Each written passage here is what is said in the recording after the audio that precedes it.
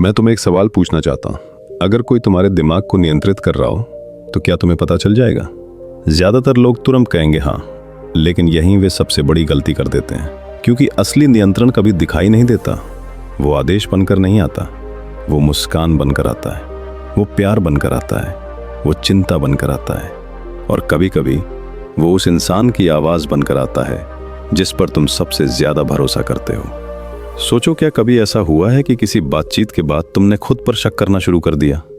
क्या कभी किसी ने तुम्हें इतना दोषी महसूस कराया कि तुमने अपनी इच्छा के खिलाफ फैसला ले लिया?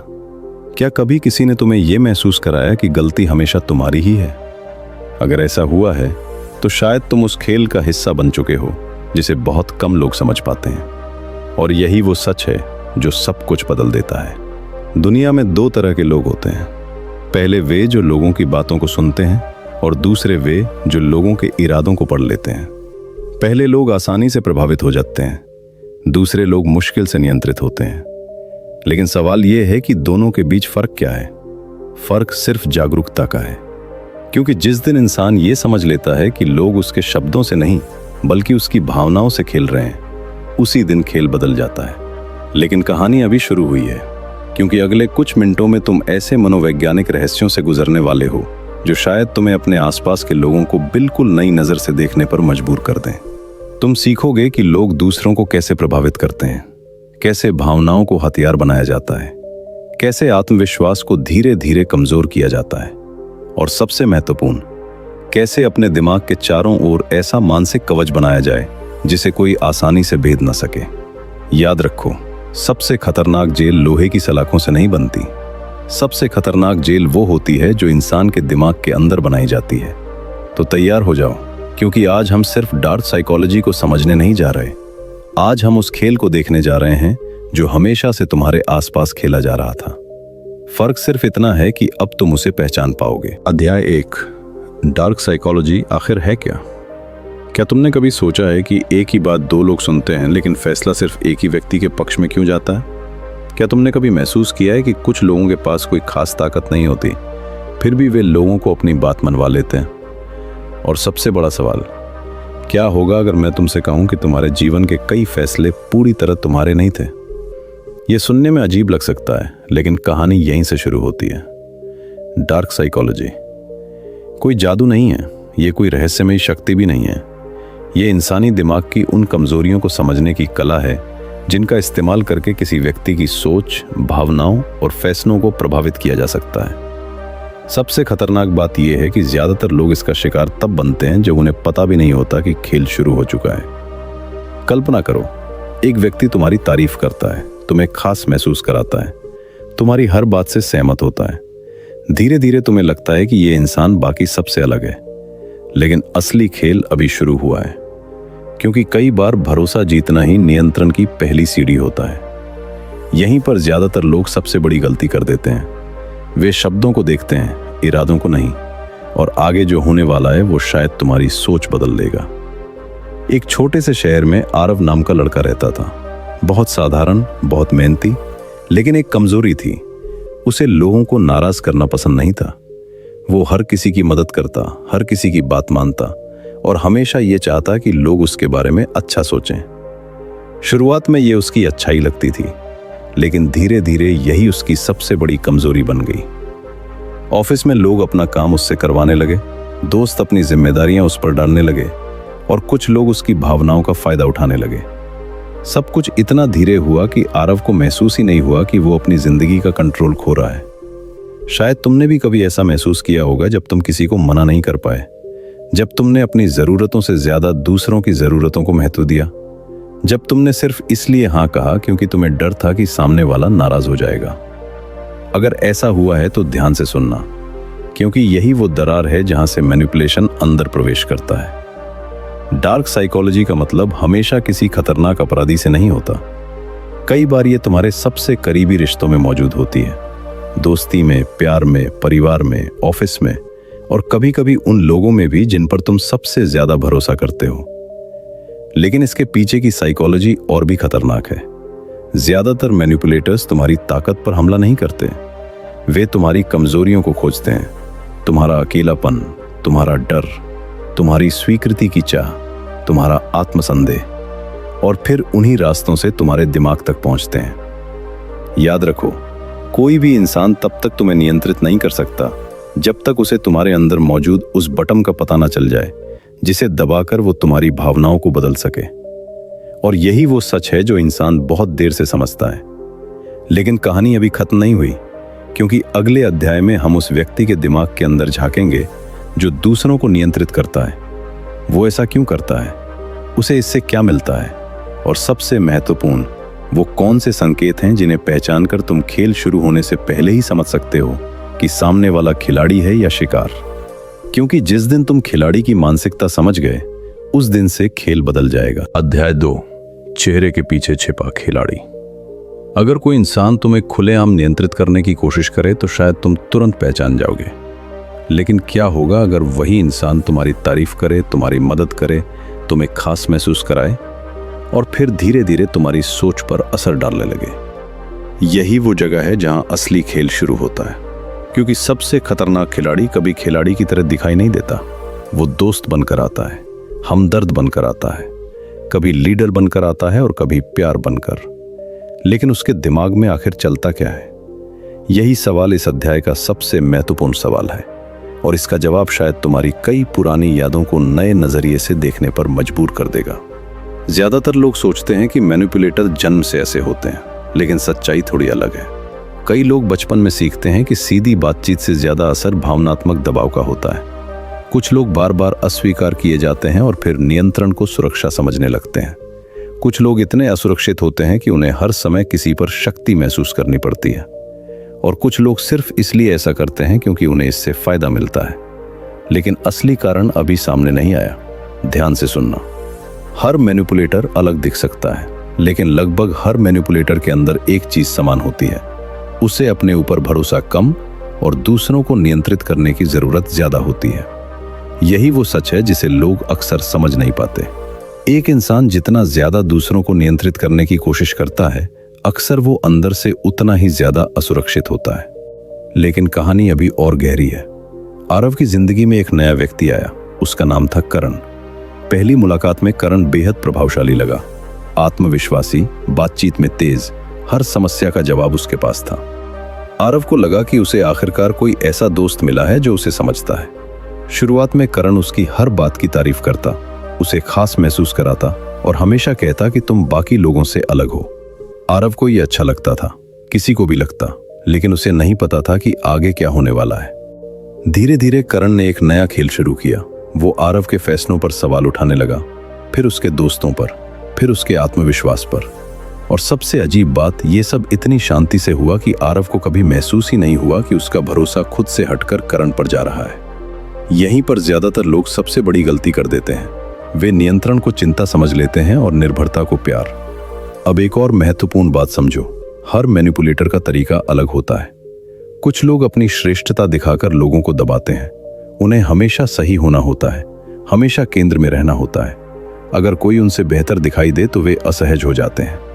ऐसे लोगों को दुनिया आईने की तरह दिखाई देती है, जहां हर चीज सिर्फ उनके बारे में होती है। लेकिन इसके पीछे की मनोविज्ञान और भी दिलचस्प है, क्योंकि उनका अहंकार आत्मविश्वास नहीं, अक्सर डर का मुखौटा होता है। फिर आते हैं वे लोग जो तुम्हारी वास्तविकता पर हमला करते हैं। वे तुम्हें बार बार ये महसूस कराते हैं कि शायद गलती तुम्हारी है, शायद तुम ज्यादा सोचते हो, शायद तुम्हें ठीक से याद नहीं, और धीरे धीरे तुम खुद पर ही शक करने लगते हो। यहीं से उनका प्रभाव शुरू होता है, क्योंकि जिस इंसान को खुद पर भरोसा नहीं रहता, उसे दिशा देना बहुत आसान हो जाता है। लेकिन कहानी का सबसे खतरनाक हिस्सा अभी बाकी है। कुछ लोग तुम्हारी भावनाओं को समझते नहीं। वे उनका अध्ययन करते हैं। उन्हें पता होता है कि तुम्हें क्या सुनना पसंद है, तुम्हें किस बात का डर है, तुम्हारी सबसे बड़ी कमजोरी क्या है, और तुम्हारे भीतर कौन सा खालीपन है जिसे भरने की तुम कोशिश कर रहे हो। फिर वे वही बन जाते हैं जिसकी तुम्हें सबसे ज्यादा जरूरत होती है, और यहीं से जाल तैयार होना शुरू हो जाता है। शायद तुमने भी कभी किसी ऐसे इंसान को देखा होगा जो शुरुआत में बहुत अच्छा लगा, लेकिन समय के साथ तुम्हारा आत्मविश्वास कम होने लगा। तुम अपने फैसलों पर स्टेक करने लगे और समझ नहीं पाए कि आखिर बदल क्या रहा है। अगर ऐसा हुआ है तो आगे ध्यान से सुनना, क्योंकि अगले अध्याय में हम उन हथियारों का पर्दाफाश करेंगे जिनका इस्तेमाल ये खिलाड़ी करते हैं। ऐसे माइंड गेम्स जो इतने सामान्य हैं कि करोड़ों लोग हर दिन उनका शिकार बनते हैं, बिना ये जाने कि खेल शुरू हो चुका है। और जब तुम उन खेलों को पहचानना सीख जाओगे, तब किसी भी खिलाड़ी की सबसे बड़ी ताकत खत्म हो जाएगी। अध्याय 3, माइंड गेम्स और छिपी हुई चालें। अब तक तुम ये समझ चुके हो कि हर मैनिपुलेटर एक जैसा नहीं होता। कुछ मुस्कुराकर खेलते हैं, कुछ सहानुभूति का मुखौटा पहनते हैं, और कुछ तुम्हें इतना खास महसूस कराते हैं कि तुम खुद ही उन्हें अपनी जिंदगी की चाबी सौंप देते हो। लेकिन असली सवाल यह है, वे ऐसा करते कैसे हैं? कौन से हथियार हैं जिनकी मदद से वे किसी इंसान की सोच, भावनाओं और फैसलों पर असर डालते हैं? और यही वो हिस्सा है जहां ज्यादातर लोग हार जाते हैं, क्योंकि उन्हें पता ही नहीं होता कि खेल चल रहा है। कल्पना करो, तुम एक शतरंज की बिसात पर बैठे हो, लेकिन तुम्हें लगता है कि यह सिर्फ एक सामान्य बातचीत है, जबकि सामने वाला हर शब्द सोच समझकर बोल रहा है, हर प्रतिक्रिया को नोटिस कर रहा है और धीरे धीरे तुम्हें उसी दिशा में धकेल रहा है जहां वो चाहता है। यहीं से माइंड गेम्स शुरू होते हैं। लेकिन सबसे खतरनाक चाल अभी बाकी है। आरव अब पहले जैसा नहीं रहा था। उसे लगने लगा था कि हर महत्वपूर्ण फैसले से पहले करण की राय लेना जरूरी है। अगर करण सहमत होता तो उसे भरोसा होता, अगर करण असहमत होता तो वो अपने फैसले पर दोबारा सोचने लगता।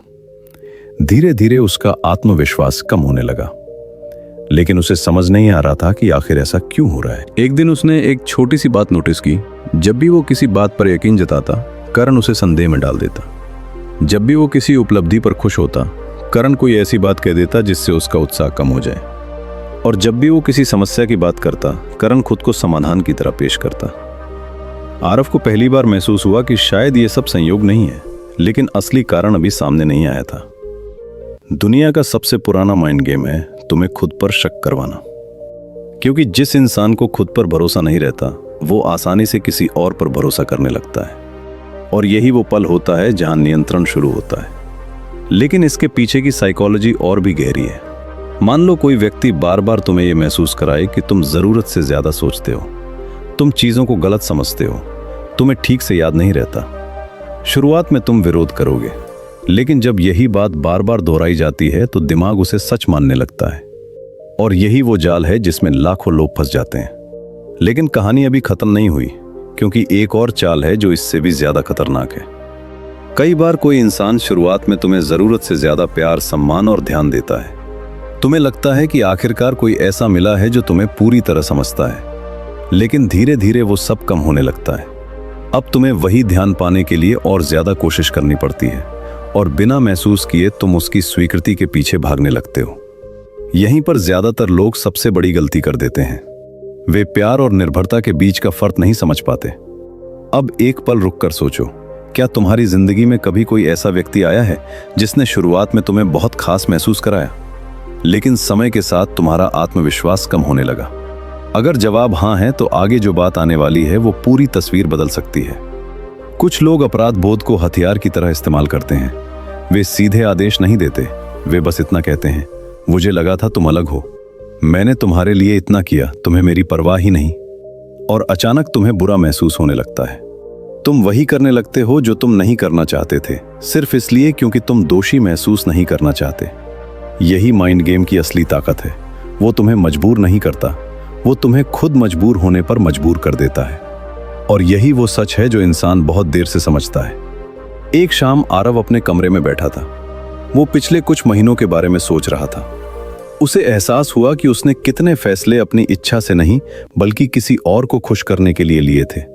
और उसी पल उसके मन में एक सवाल आया, अगर मैं अपने फैसले खुद नहीं ले रहा तो मेरी जिंदगी चला कौन रहा है? यही सवाल उसकी जागरूकता की शुरुआत था।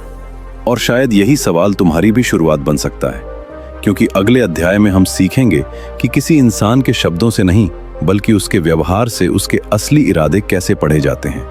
कौन से संकेत बताते हैं कि सामने वाला सच बोल रहा है, और कौन से संकेत बताते हैं कि कहानी कुछ और है। क्योंकि खिलाड़ी हमेशा अपने इरादे नहीं छिपा सकता, अगर तुम सही जगह देखना सीख जाओ। अध्याय 4, लोगों के असली इरादे कैसे पढ़ें। अगर कोई इंसान तुम्हारे सामने खड़ा होकर ये कह दे कि मैं तुम्हें इस्तेमाल करना चाहता हूँ, तो उसे पहचानना बहुत आसान होगा। लेकिन असली दुनिया ऐसे काम नहीं करती। यहाँ लोग अपने इरादे छिपाते हैं। वे सही शब्द चुनते हैं, सही चेहरे बनाते हैं, सही समय पर मुस्कुराते हैं और कई बार इतने भरोसेमंद दिखते हैं कि तुम्हें उन पर शक करने का कोई कारण ही नहीं मिलता। लेकिन एक सवाल है, अगर कोई व्यक्ति झूठ बोल सकता है तो क्या उसका व्यवहार भी झूठ बोल सकता है? यहीं से इस अध्याय की शुरुआत होती है, क्योंकि शब्दों को नियंत्रित करना आसान है, लेकिन व्यवहार को हमेशा नियंत्रित करना आसान नहीं होता। और यही वो जगह है जहां सच्चाई अक्सर दिखाई देने लगती है। लेकिन असली खेल अभी शुरू हुआ है।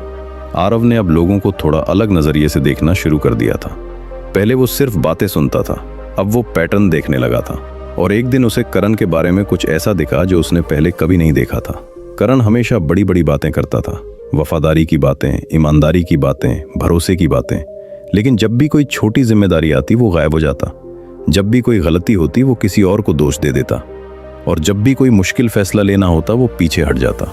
पहली बार आरव को महसूस हुआ कि शब्द एक कहानी बता रहे थे, लेकिन व्यवहार दूसरी।